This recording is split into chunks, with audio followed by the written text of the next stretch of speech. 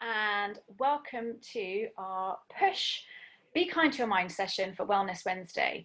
As you will know, it's Mental Health Week at the moment and the theme is kindness. So we are covering a particular topic, which is going to be being kind to your mind. And this is all about the art of gentle thinking. So we have the chat box up. So if anybody has any questions that they'd like to ask as we go through, please do ask in the chat box. And I'll try and take questions as we go if they're relevant at that point, or I will stop at the end and we'll have some Q&A. You are welcome at that point to come on and speak if you'd like to, or if you prefer to just put it in the chat box, that is fine as well. So be kind to your mind. A little bit about me. I'm Nova Woodrow. I've actually got married 2 years ago and I've only just got around to changing to my married name. So Nova Cobbin or Nova Woodrow. And I am a psychotherapist and a coach, and I've been doing this for about 20 years now. So I work with individuals on all kinds of different issues. So please feel free to ask any questions that you like and I will endeavour to help you as best I can. Okay, so being kind to your mind starts with understanding how much of your mind is constructed around your past, around your narrative that goes on in your head, and how much of that impacts on you in a stressful way, and how we can minimize that stress by being a little bit more conscious of how we're thinking and what thoughts we allow to spiral and what thoughts we allow to just pass through. And it's estimated, and this is an estimation that has been made by professionals, not just me, that 90% of the stress that we feel on a daily basis is coming from our thoughts alone. And I'm going to give you a demonstration now, which will hopefully just convince your mind of the truth of this and show it the effect that its thoughts have on the way in which it responds. So I'm going to ask you to indulge me for a moment in a very short visualization. So I'm going to ask you to close your eyes and just take a couple of deep breaths for a minute. And I want you to imagine that you are in your kitchen. And I want you to imagine that whether it looks like this or not right now, you have a lovely clean surface and there is light streaming through a window. And that light from that window is landing upon a fruit bowl. And you wander over to the fruit bowl, and in your fruit bowl is this beautiful, ripe yellow lemon. And I want to pick up this lemon, and I want you to give a little bit of a squeeze, and I want you just to feel the dimples on the skin, feel the waxiness of the skin surface. And I want you to take this lemon over to a chopping board that's on your work surface, and pop it down onto the chopping board, and then notice that to the left of the chopping board is a very sharp, big, shiny knife. And I want you to pick up this shiny knife that's glinting in the sunlight through the window. And I want you to cut your lemon in half. And just watch as the lemon falls open and you can see the two halves and the inside of the lemon is facing up towards you. And you can see some of the juice just forming on the top there where you've cut it all open already. And I want you to pick up one of those halves of lemon and just give it a little bit of a squeeze and notice that the juice just comes right to the top and falls down over the side a little bit. And then I want you to smell the lemon. So really just drink in that smell, that sweet smell of lemon, that bitter smell of lemon, and really get a sense of that aroma going on. And then I want you to bring that right up to your lips. Give it one more squeeze. And then I want you to open your mouth wide and I want you to take a really big bite out of the lemon. Okay, and now I want you to open your eyes. Now, hopefully, for those of you who are really good at visualization, you will have noticed that when you were doing that, you had a physical reaction to that imaginary lemon. So you might have felt the saliva coming into your mouth. You just start to salivate just a little bit as you are imagining that that lemon is being eaten by you. And that little demonstration is just a small example of how our thoughts and our imagination has a very real, very physical effect on our bodies. So even though our thoughts aren't real or they haven't actually happened and we're often imagining things, we are still having that same physical reaction to something that has gone on solely in our mind. So that is why 90% of our stress comes from our thoughts alone. So I'm going to talk to you today about how you can be gentler with your mind so that that doesn't happen and have such a physical effect on your body. And one of the things that we're going to talk about today is the cause and effect scale. So wherever we're all somewhere on this scale, and wherever we are on this scale determines the way in which we're handling things that are happening in our lives. And what we want is to be more at the cause side than the effect side. So when we're at cause, we understand that we have responsibility for certain things. And when I say responsibility, we can cut that down into two separate words and have our response ability, our ability to respond. We are response able, we're responsible. And the more you are at cause and the more you understand your ability to respond in whatever way you choose to what's going on around you, the more in control that you feel. And that's good for our minds. And we can never be fully in control of the world around us. Obviously, there are lots of things that we can't do anything about. But what we can do things about are the things that we tend to actually, unfortunately, focus on the least. What we tend to focus on is the effect side of things. So we notice the effect that the events around us are having on us. So we notice the effect of how we're feeling right now, being at home and the isolation and the fears of corona. All of those things are having an effect on us, and we are allowing that effect to be where we put most of our time and our energy. And what we want to do, because it's much kinder to your mind, is to focus less on those things that we have no ability to change and more on the things that we do have an ability to change. So we're just changing the focus of our energy and changing the focus of where we place most of our time. And when you are in effect, it tends to be a sense of having no control over what's happening, and you're only able to react to what's happening. You're not able to consciously respond. So you feel very helpless when you're in the effect side of things, and you feel that other people are responsible for how you feel. But conversely, also when you're at effect, you spend a lot of time thinking about how other people are feeling rather than how you're feeling.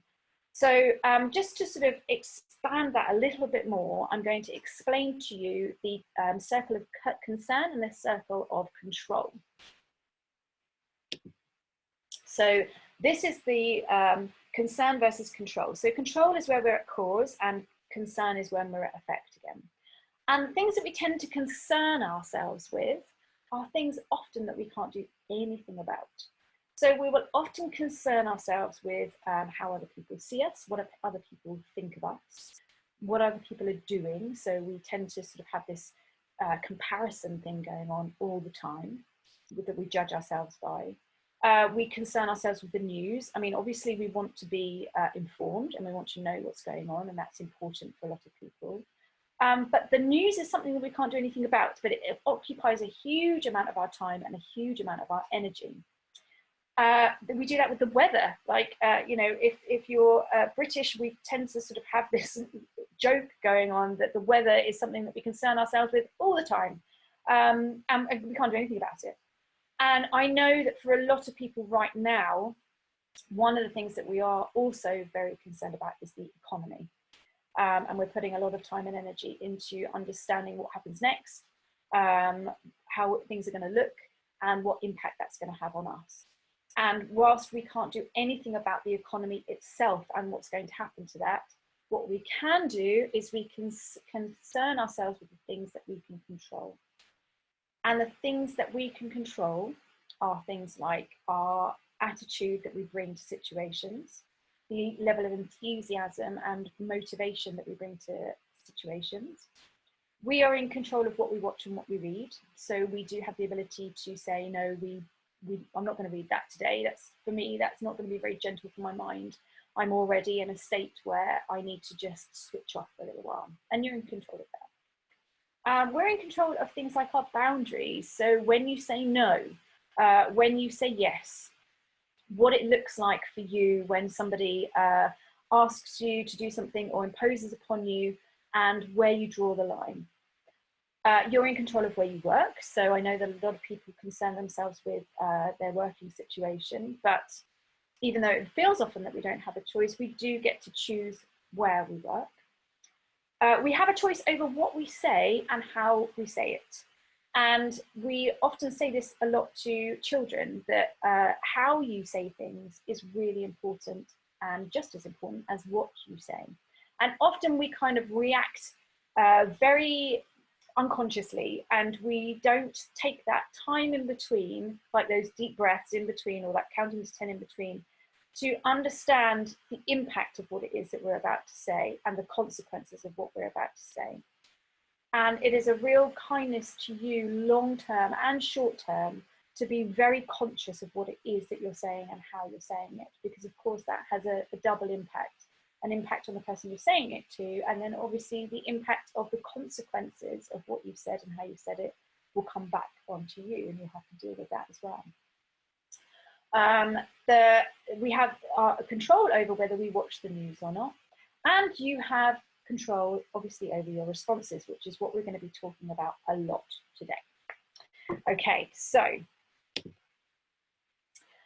what tends to happen to, I think, just about all of us, I don't think I have ever met somebody who does not experience this, that our thinking operates in a spiral form. So we have one thought, and that thought is compounded and expanded as we create a narrative around it. So as we create a story, this made up stuff that we write around our thoughts gets bigger and bigger and bigger and bigger. And of course that goes for whether it's a negative thought or a positive thought. And what we want to do is we want to move into more of the catching your thoughts at a certain point, and I'll tell you what that point is, and compounding it with softer, gentler thoughts instead of harder and more destructive thoughts that we have. So what we tend to do is we start with one thought and we create a story around it, and then our beliefs and our past experiences come in to tell us that we are right about that thought that we're having, and it builds up according to whatever narrative you're telling yourself. And unfortunately, what that does is we spiral further and further away from what is actually true. So we tend to believe fully the narrative that we're telling ourselves because our mind looks for evidence that it's true. So your one thought will be the thing that is gathering evidence. So if your thought is, I'm rubbish at my job, your brain is trained to look for examples of you being right. It likes to be right. So whatever your first thought is going to be compounded, and it's going to seem like it's really, really true. So we're going to break that down a little bit today and decide what is actually true and understand what is actually true. And I'm going to show you a really good 5-step method for how you do that. So this is the 5-part process to free your mind. And you might want to take some notes now, because this process is really easy, really simple, and it works fantastically well. So make some notes if you want to, because this is a great thing for you to carry on practicing again and again and tell other people about as well. You can even do this with children. So the first step is to be able to actually hear your thoughts. And what we tend to do, and if you're anything like me, who is a massive overthinker, then you'll do this a lot.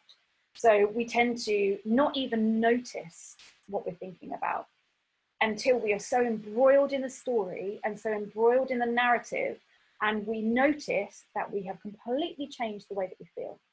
We feel completely different to how we did 5 minutes ago. And the only thing that has changed is the fact that in our heads, we've had a thought, we've built a story around that thought, and then we've bought into the story. And it has physically changed the way that we feel, and it has psychologically changed the emotions that are going through us. And we're engaging with those emotions, and we are identifying with those emotions, even though none of that stuff has happened. So the first thing is to understand that it is a really good thing to keep checking in with, what am I thinking about right now? Am I telling myself a story? Where have I got to with my thoughts? Am I feeling better than I was, or am I feeling worse than I was? And what happened in between? And a really clear way to do this, like you can do this as a thinking thing, you can think around this, but what actually works better is to write it down. And when you write it down, do it in an old notebook. Don't do it in something that is really precious and beautiful to you. do it in something on a scrap piece of paper so that you're not getting those perfectionist tendencies coming in and stopping you from sharing. And just write down everything that you're thinking right now and be as honest and as open as you can be. And you can tell yourself, look, I'm going to burn this afterwards, so it doesn't matter. I just need to get it out. And write down as many things as you can.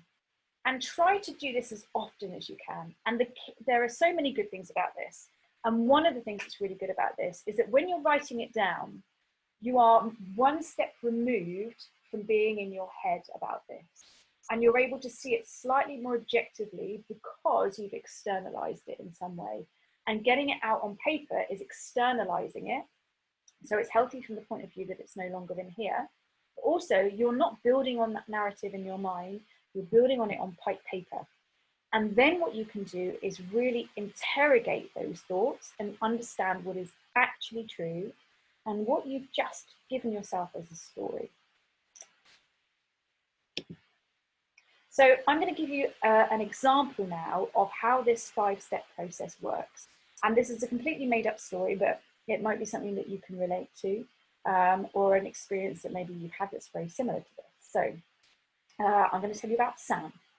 So Sam had been out, he'd had an absolutely amazing evening with friends. They'd been out for drinks, they'd gone for a walk along the river, they'd had a great time, they'd caught up with each other, everyone was in a really good mood. It was really a fantastic night, could not have got any better. And then he gets out of the taxi, he goes home, he opens his front door. And as he walks through that door into the flat, which is dark, he lives alone, and the flat is dark and he's on his own, and that sudden contrast between the energy of the bustling, fantastic evening that he's had, in contrast to his empty flat, has suddenly hit him. And what has happened is that he's had an initial thought about being alone. And that initial thought has then spiraled into something that he's experienced many, many times before. That spiral is very common to him, and it'll be common to you in whatever story you have. And that spiral looks a little, for Sam, looks a little bit like this. So his first initial thought was, this doesn't feel good. And that might not even have been a conscious thought. He might not have actually been able to vocalize that. He's just noticed the contrast. He's noticed the change. And what he's noted about that change is, this doesn't feel good. And then that's led on to, I feel so alone. And that thought grows as he tells himself a story based on his past experiences, based on all of the things that has been in his realm of understanding today over the last few weeks. And he's built that up into, no one really cares, because if people cared about me, I wouldn't be living on my own. I'd have somebody with me. I wouldn't be single. This would be like a family home, or I'd have a partner to come home to. And his thoughts compound and they grow. And then that turns into something even more destructive. And he thought, well, if nobody really cares about me, why should I care about them? I don't know why I went out this evening. Why should I bother? Nobody came back here and checked if I was okay. I bet I haven't even got a text from anybody. Does anybody even know if I got home okay? I've been in a taxi on my own for the last half an hour. They don't know whether I'm all right or not. And on and on and on it goes. And then he decides, well, my friendships are really shallow. Obviously, nobody cares about me. What is the point of my friendships? Therefore, I must have no real friends. Now, obviously, this is a very exaggerated version. But in truth, it's not that exaggerated. Like, we do leap from one initial thought to one completely seemingly unconnected leap of a thought into something really, really destructive for our mind. And we've gone from this doesn't feel good to I have no real friends. And we all do that. And we're certainly all very capable of making these huge leaps in our mind. And they're just not true. And we're going to challenge that truth now. And I'm going to show you how to break this down with some really interesting key questions. And in order to do this, you can write down some of your story and so that you can challenge your own story with these questions. So think about what it is you've been telling yourself today, the last week, the last 10 years, whatever it is. And there will be common themes as well. There will be common beliefs that you have. that when you distill them down, these are the things that run your life currently. These are the things that are running your mind. These are the things that you've carried with you for a really, really long time. And they are now creating your narrative for you without you having to consciously think about it at all. They're just there. So write down your story, whether it's the story of the last hour or the story of the last 10 years. Write it down so you can interrogate it and ask it questions so that we can find out what the truth is. And this is your step 2. So the step 2 is to challenge your beliefs. And I call this the truth challenge. And there are 5 truth questions that we challenge our thoughts with. And these questions are, is it true right now? And when I talk about right now, I literally mean right this second in this moment, not like across your life generally, is it true? I mean, is it true in this precise second right now, wherever you're sat, whatever you're doing, whatever your mind is saying, is it true right now? And then the next one is it true all the time? I don't mean some of the time, I literally mean, is it true all the time? Because what we're doing is we're challenging your mind to say, okay, well, if it's not true all the time, then it can't be 100% true. It's only partially true. And then the next one is it true for everyone? Does everyone feel the same way as me about this? Because if it's not a universal truth, then it's only a truth as I see it. Because if it's not true for everybody, it is not universally true. Therefore, I have created a truth for myself and a belief for myself. Not everybody has this. And then we get to the real specifics. So when is it true? Because there might be times when it's true. And when is it not true? And I'm going to break these down even more, because what you'll find is that even when you found some grains of truth in your subconscious thoughts, and that there are times when it feels more true than others, it still can be broken down even further. So that even within that, you still might notice, okay, so it feels true when, but even at those times, is it actually true? And most of the time we will find, no, it's not. And the last final question is, when is it not true? So I'm going to use the example of Sam, who we've already talked about, so that you can see how this works in real life, as it were. So with a true example that you can look at how this breaks down. Okay, so these are some of the beliefs that Sam has. And what you'll find is that your thoughts won't necessarily be structured linguistically as a belief. So what you might be thinking is something around, I've had a terrible evening, but that's not necessarily a belief, that's the way that you're feeling. So the belief behind that might be, I'm unable to have fun, or I feel like nobody cares about me, or whatever it is. It will probably be more of an I statement than a generalized statement. So Sam's beliefs, some of the beliefs that he might have, so we're guessing, of course, everybody else has a great life apart from me. Nobody cares about me. I can't ever hold on to love, because of course he's come home, realized he's alone, and then that's spiraled into these thoughts about why he's alone. I'm unattractive. Maybe that's a belief that he holds, and that's why he feels that he's alone.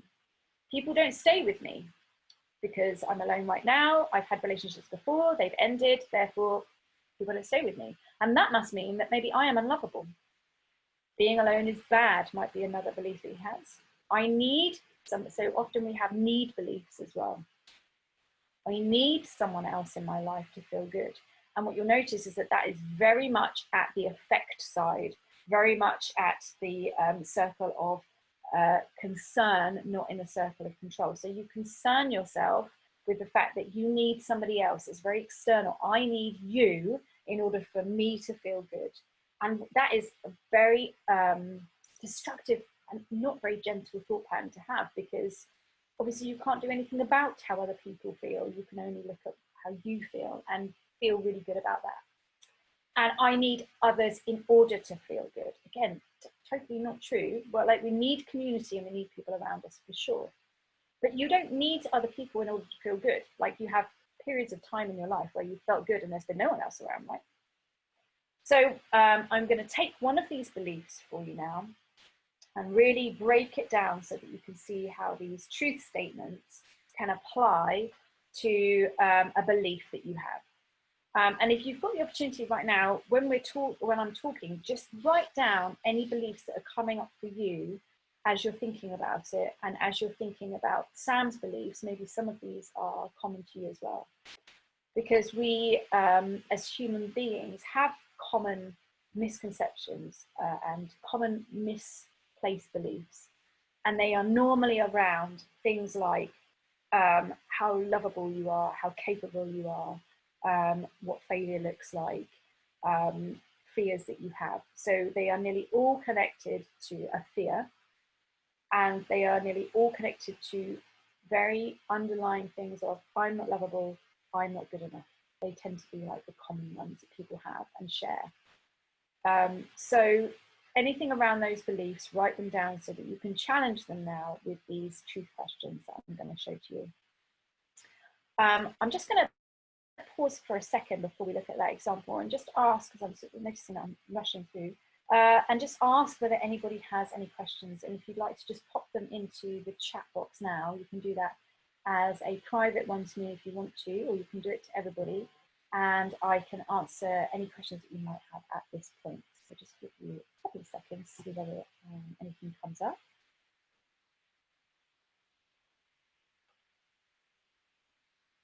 Take a sip of coffee. Okay, so I don't seem to have anything at the moment, so hopefully you guys are all on board and this is all making sense. So let's break down Sam's beliefs and apply this set of questions to his beliefs so that you can see how they break down and how you can apply them to yours. So I'm going to take the first belief, which is everyone has a great life apart from me. So is it true, we're asking Sam, is it true right now that everyone has a great life apart from you? Right now, is that true? And the answer has to be no, partly because we don't know whether everyone has a great life apart from him, because we don't know what goes on in people's private lives. We might assume or see on the surface that it appears that way, but we cannot know for sure that that's true. So it has to be a no. Is it true all the time that everyone has a great life apart from me? Do I feel that that is true all the time? No, I don't feel that all the time, no. Okay, good. Is it true that everyone feels the same way as you about this? Does everyone feel that everyone else has got a great life apart from them? And again, it has to be a no, firstly because we don't know, and secondly because no, not everybody is ever going to feel the same way that you do about stuff. We might, again, with this kind of thing, we might assume that the majority of people look at their own lives and feel a comparison with others and feel like maybe someone else's life is better than theirs. But that is not the same as everyone feeling the same way as you. So it has to be a no. And you can see that straight away, we're really challenging that belief. And we're really saying, actually, so far, it's not true.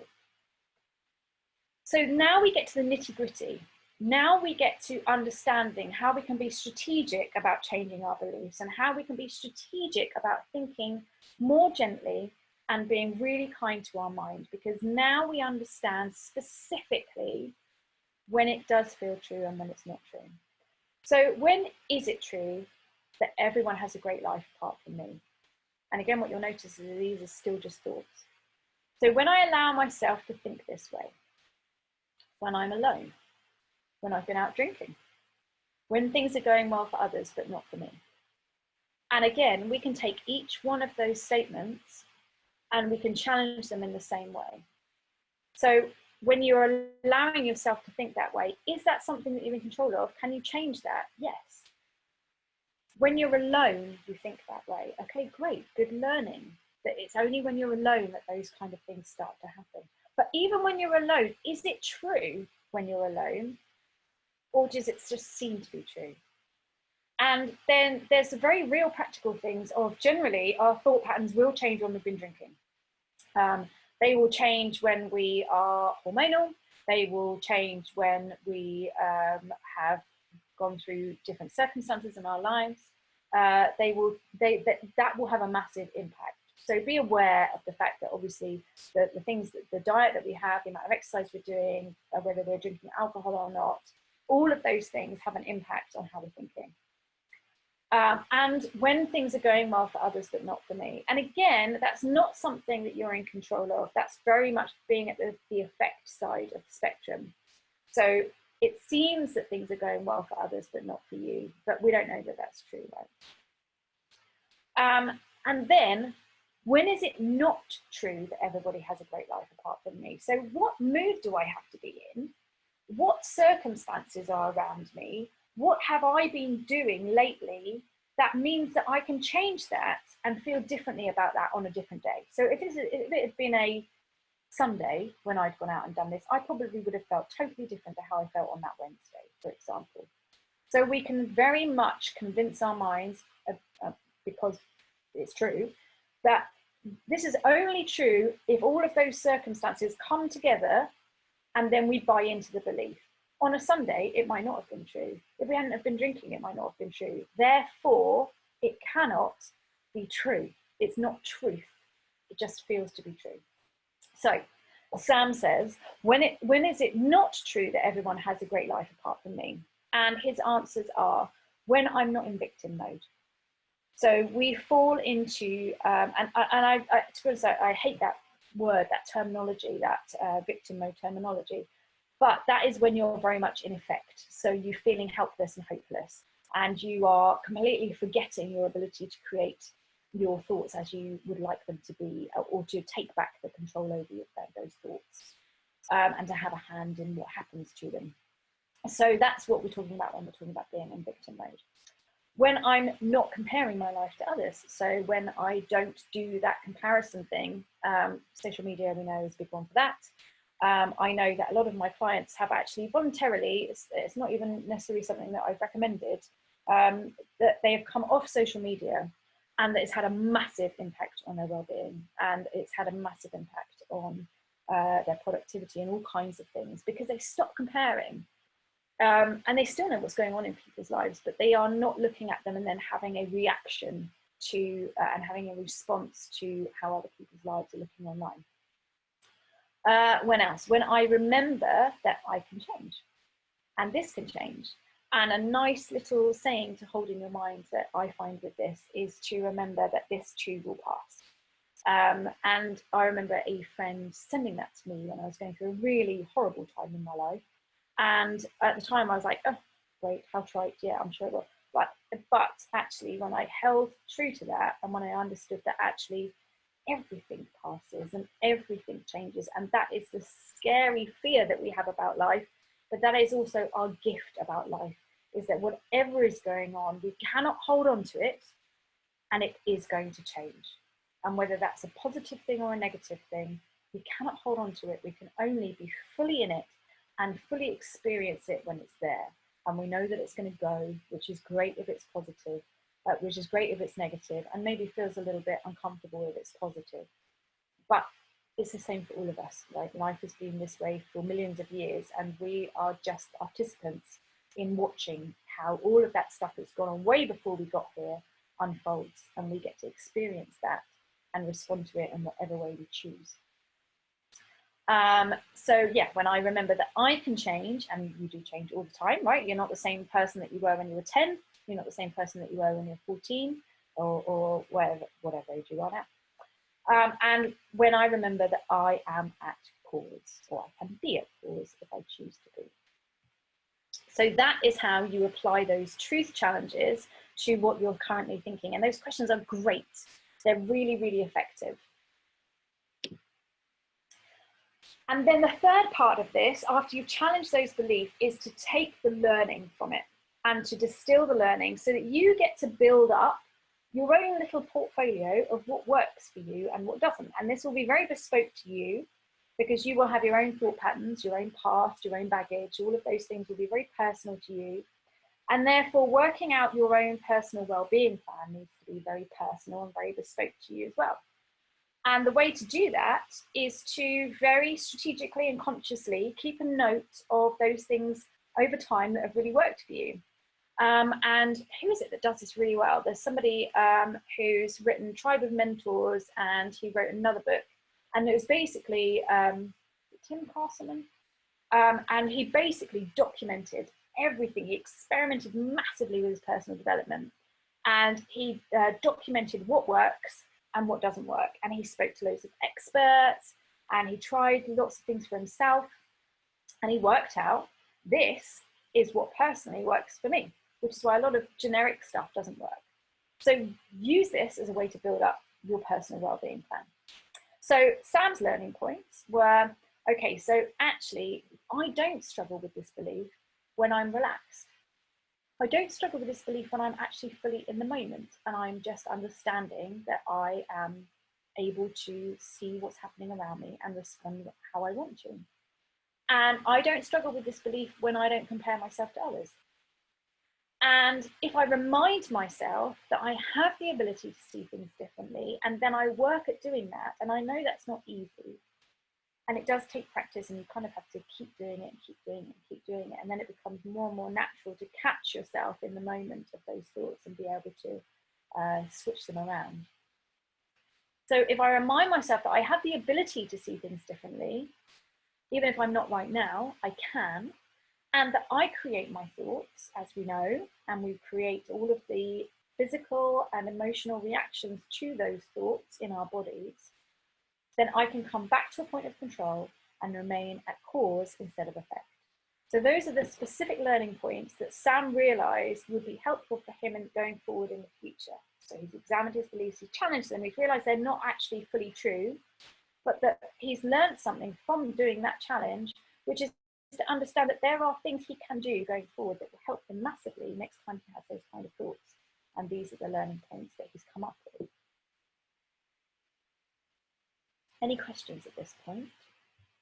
Let's get up my little chat box just in case there is any.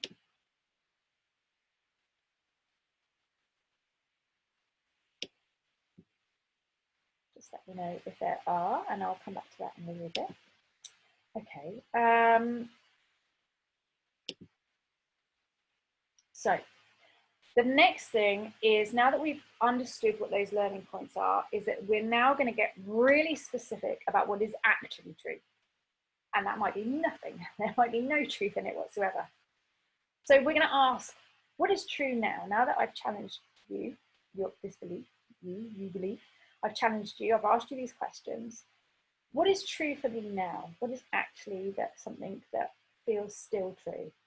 And then ask, what is the kinder, more gentle way for me to frame this for myself? And we're going to look back at Sam's example again, and I'm going to show you how he could have thought about it in a different way. And hopefully now that he's learned a little bit more about himself and he's had that self-awareness, he's going to be able to do that going forward. So we have here now a very different looking spiral. So instead of coming in and noticing the contrast and letting that immediately change his thought pattern. So the point of control for Sam, this point at which you're able to catch your thoughts, was walking through the front door. So at that point that he walked through the front door, that's when the contrast was apparent to him, and that's when the thought pattern started to go awry.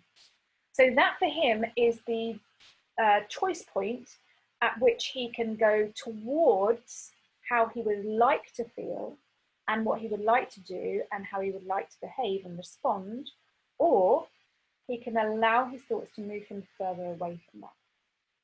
So what we are always trying to do is to move towards how we want to feel and who we want to be in life. And if you can keep that, I call it the constant question, if you can keep that constant question of, am I moving towards where I want to be or further away from it, then it can really help stop you at those key points and choose a different thought. And when I talk about choosing a different thought, I don't mean leaping in with a completely different thought that's too far away from where you are now. So if Sam was to walk in that front door and realize this doesn't feel good, he can't immediately leap to, wow, I feel so amazing. That's too much of a leap for his mind. And it's not very kind to your mind to expect that leap to happen. So what we're looking for is just the next best thought that you can have. You're just moving a little bit further up the spiral instead of down the spiral. So what is the next thought that I could have that would be a little bit kinder for me to think? So he walks in, he's saying, I feel amazing tonight, it was great. He walks in, notices the contrast of being alone. And he still has that thought of, what a contrast to be in my flat alone. Instead of going down that spiral of, I feel so alone, this must mean this, and that must mean that, and my past has taught me this, so that must be true. What he's doing is he's consciously choosing, okay, I want to carry on that energy that I've got right now. That energy I've got right now is to feel amazing, and I don't want to let go of that. So what I'm going to do is I'm going to remember that, oh, wow, I get to be on my own. I don't have to go home and be like those couples now who've got to go home and their children might be awake and they've got to spend half an hour getting them back to bed. That's me, by the way. Lucky me, I can stick on a film now and wind down. I've got no interruptions. I can read a book. I can watch whatever I like. I can go to bed, or I can stay up all night. I can go back out if I want to. I can ring somebody and speak to them. I can do whatever I like. I have that freedom. And then, because we've moved up the spiral with the next thought instead of down the spiral, we are compounding and expanding that thought. So now that thought can be like, oh yeah, I want to keep this energy. I'm going to give them a call tomorrow. And next time I'm going to suggest that they come round to mine, because I have the flat to myself. I've got the ability to entertain people here. Why don't they just come to me? That'd be brilliant. And then, instead of that leading on to all of these negative thoughts about his friendship group that are not helpful and not true, and do a massive disservice to his friends who have done nothing in that interim time, is to be like, I am so grateful just to have such awesome fun friends and a place to entertain them in. So exactly the same situation, approached with self-awareness instead of being at effect and letting those thoughts just happen and exponentially go wildly out of control, spiral out of control. And that's the spiraling out of control is what happens to most of us most of the time. In fact, it's estimated that 95% of us spend 90% of our time being completely unaware of our thoughts and letting them rule our life and exponentially take over. So if you can be in the 5% of people who are able to consciously practice this enough that you are able to get a handle on when you are about to spiral and spiral up instead of spiral down, then you will have harnessed one of the most powerful things within your ability, which is your ability to respond consciously and choosing what response that is. And that has a huge effect on your life in all kinds of ways and makes your life so much better, because you're training your brain to look for it being right about your life being great. And it starts to gather evidence about those things, and it boosts your confidence, it boosts your charisma, it boosts your ability to communicate, to connect, to notice opportunities around you, because instead of your thoughts making your world much smaller, your thoughts have made your world much bigger. And this little secret, this little thing that is taught in so many different guises, basically comes down to these 5 steps.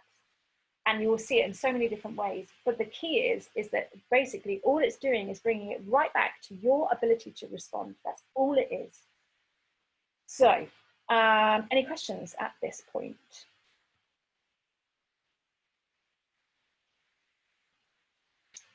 I've got my little chat box up actually. Let's see. 1 second. I don't think we've got any at the moment. Okay, cool. Okay. So now, sometimes that belief is really sticky, like it wants to hang around.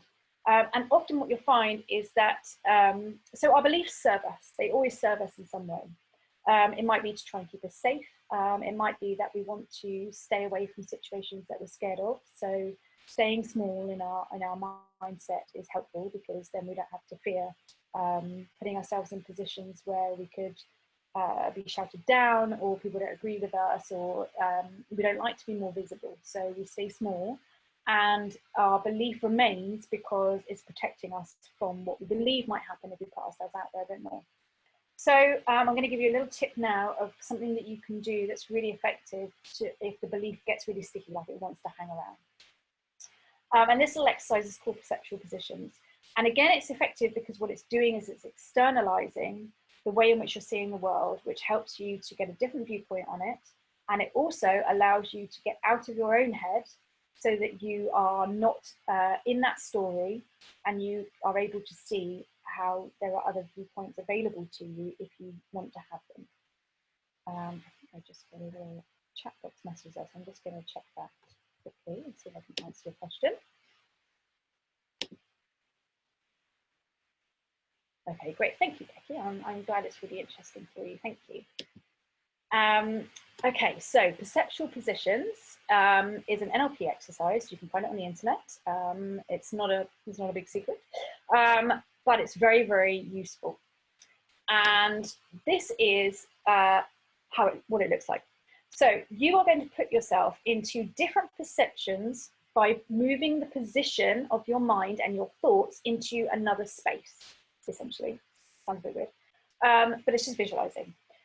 And this is really cool to do in work situations as well. So if you've got a situation where you're about to give a presentation, it's brilliant for that, because what you can do is, in advance of that situation, you can put yourself in the position of other people and run through in your head the scenario that you're about to go into as you imagine it happening, and pick up loads of information for yourself about what you suddenly realize other people are going to need from you. So if they're watching you standing there, what is it they're going to want to see that will be beneficial to them and beneficial to you?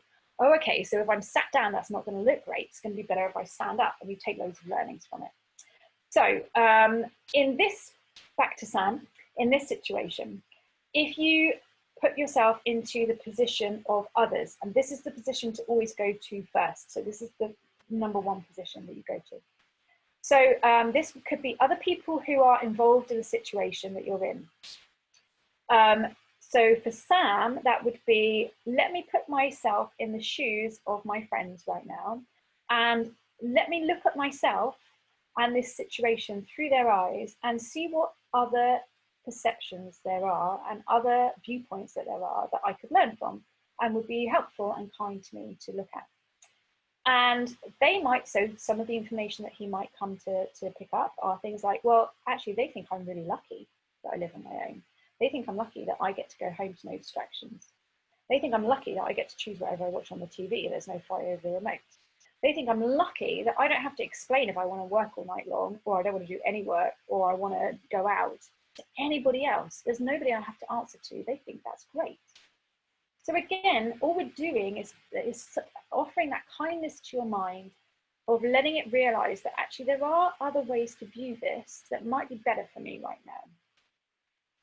And then when you've done looking at yourself through the eyes of others, then you can move into the observer. And this is a slightly different position. So this is somebody who's totally uninvolved, who is watching as a complete outsider. Obviously, this is an imaginary person. What might they see? Because they're going to be able to see others and they're going to be able to see you. So what perspective might they come up with? And for example, in Sam's situation, the observer might think, you've got the best of both worlds. You've got great friends who you can see whenever you want, and you've got time and space to be alone. You've got everything. You've got the whole cake. And then you can move to looking at through your own eyes and being able to see as a slightly removed version of yourself. So when I talk about the slightly removed self, I'm going to try and explain this as best I can. So you know that mind chatter that goes on constantly, like you're talking to yourself and you're aware of what's going on in your head. So you're aware that you're thinking through a conversation in your head. That's one.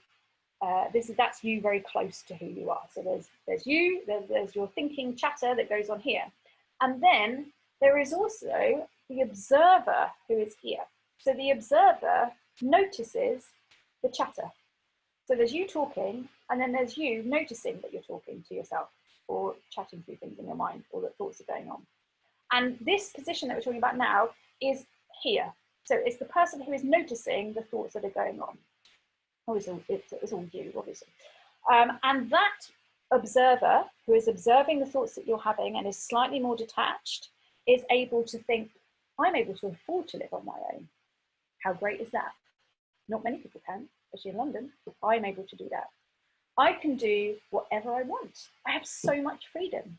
And that is you looking at yourself from a different perspective. And all of this is just opening up a kinder, softer, gentler way to experience the things that are going on around you. So that is perceptual positions. Okay, so we are coming to the end, and what I want to do is the final part of this, which seems a little bit harsh, but it's not meant to. That it may seem a little bit harsh when I'm reading it out to you. So I want you to remember always that your inner child is listening. And that is the you who is still there, who is still a young child, still feeling all of those things. And you are teaching that child something. And the reason that I want you to imagine your inner child is because that is the part of you that you least want to hurt. And that is the part of you that brings it home to you how upsetting you can be for yourself when you're talking about yourself in a negative and harmful way, or about your life. So I want you to see yourself as a young child, you being a young child, standing in front of you, listening intently and trusting what it is that you're saying to yourself, because children do. See how innocent you are and how excited you are to listen to the wisdom of your adult self. Now, I want you to go ahead and tell that 2-year-old, that 3-year-old, that 10-year-old, how much you hate them, how stupid they are, how pathetic all of their dreams are, how their ideas are embarrassing, how they're just a bit of a fraud, they're a failure, no one likes them, no one cares about what they've got to say, they should feel ashamed of who they are. They're unattractive, ugly, annoying, always mess everything up. Tell them that you don't love them. And then I want you to remember that you've already done this many, many times, and it's gone on long enough, because it is not true. That is just a story that you constructed to protect yourself from potential failure, from potential pain, from potential harm. But it's not working because you feel the pain anyway. You owe yourself more. And if you take anything away from this, I want you to take away that you resolve to be kind and to remember that you are loved.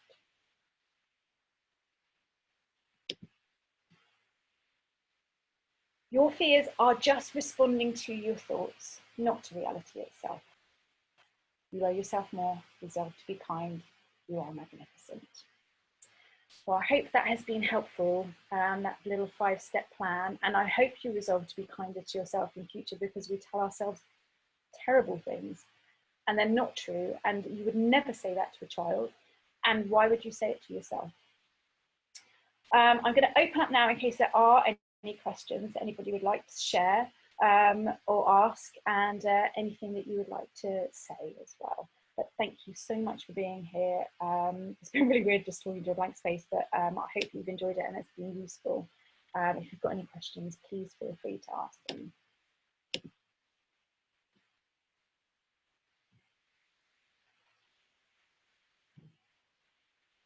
Okay, thank you. There's a link in there, I'm not sure what that's to.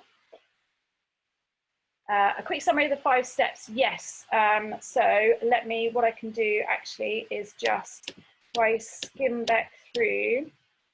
So the first one, just so I don't miss any of myself, is hear your thoughts. So that's where you're writing down all of your thoughts and you're getting them down on paper, you're externalizing them, because then we're going to interrogate them. So notice your thoughts, write them down. The second one is for you to challenge the belief with the truth challenge questions, which are the ones that are on the screen now. Then you want to take all of the learning from them. So what did you learn that you can have in your own bespoke personal journey learning plan? Then be more specific about the truth. So what is true now? How could you frame it in a kind of way? And I have the example of Sam. You can use perceptual positions if that gets a bit sticky and it doesn't want to release.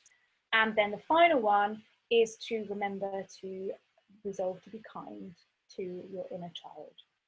So hopefully that's helpful. What if my thoughts are not necessarily beliefs? How do I find what the belief is behind thought? Okay, so it's quite helpful to think of it in terms of an I statement. So your thoughts could be something very generic, like I'm trying to think of an example off the top of my head now. I hate my job, for example. Now that's a thought. The belief might be behind that. Why do you hate your job? What is the belief that has led you to think that you hate your job? And that might be I'm a fraud, or nobody likes me, or all of those things. I'm not worthy. Those kind of things are going to be the beliefs. So the I'm not worthy, I'm not capable, those kind of things are going to be the beliefs behind the thought. So the thought is going to be your first port of call, and then you're going to challenge that thought until you work down to what the belief underneath it is. So that would be like, why do I think that? If I think that, what does that mean about me? If that means that about me, then what must I believe in order for that to be my thought?